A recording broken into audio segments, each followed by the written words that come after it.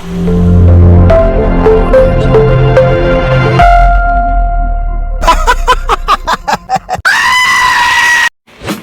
mo ba alam kung anong ulamin mo ngayon? Ito, instant ulam.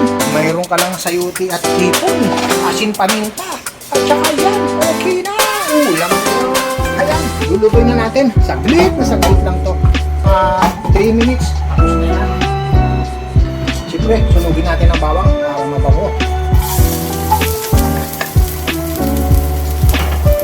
Palabasin natin yung aroma ng bawang. Pagsabay na natin ang sibuyas at kamatis.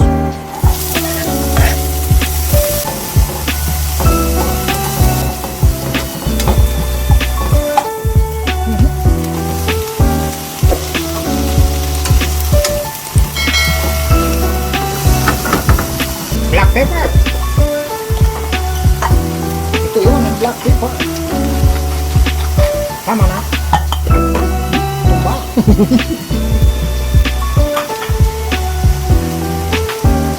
Nakikita kong gumagalaw sa baba.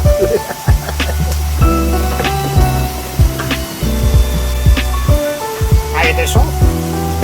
Ito yun. Lagyan na natin yung tatlong sili. Meron tayo nangat na. Ilagyan na rin natin ito. At saka haluin natin ang ganito.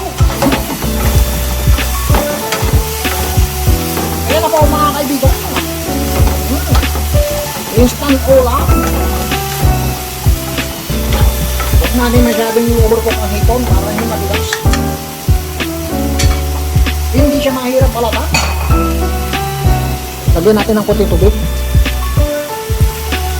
Ayan, para may paglangoyan yung hipon.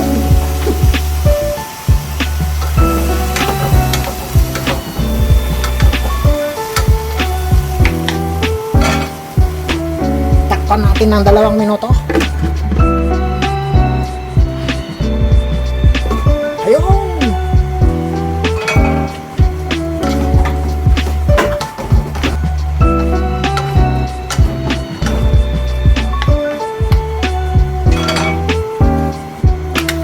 Lagyan natin ng chili powder para usok na.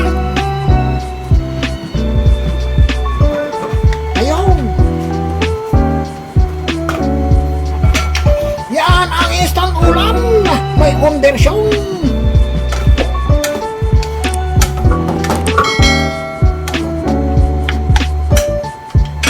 Luto na mga kaibigan, hindi ko natitikman dahil alam ko masarap yan.